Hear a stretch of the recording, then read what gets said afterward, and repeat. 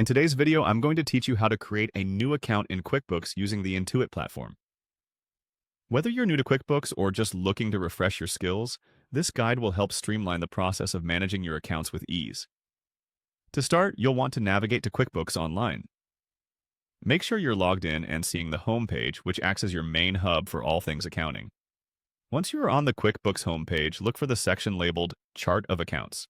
This section is crucial as it allows you to see, at a glance, all the accounts that are currently being utilized within your business.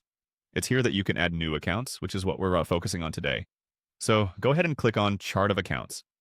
With the Chart of Accounts in view, it's time to add a new account. You'll notice a button labeled New on this page. Click on that to start setting up your new account.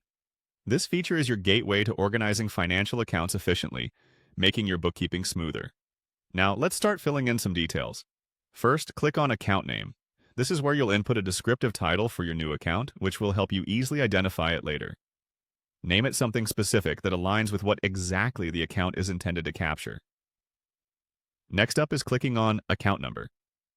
Though this step might feel optional, giving your account a number can significantly streamline managing your books, especially when you're dealing with numerous accounts. It's like giving each account its own unique identity.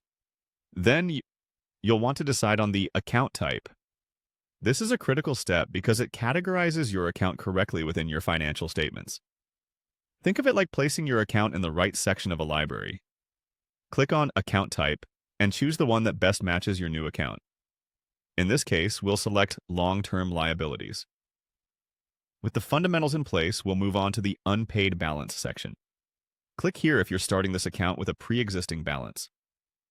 Being thorough in this step ensures your opening balances are recorded accurately.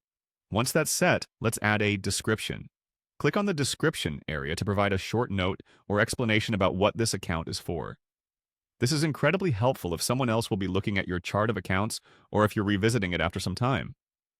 Finally, double-check all your inputs, and when you're confident everything looks right, click on Pew. This last click ensures all your hard work is securely stored in your QuickBooks account. And just like that, you've successfully added a new account to your QuickBooks chart of accounts. Your bookkeeping just got a little bit easier, and your financial records a lot more organized.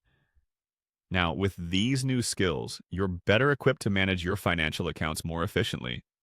Thanks for joining me, and happy accounting!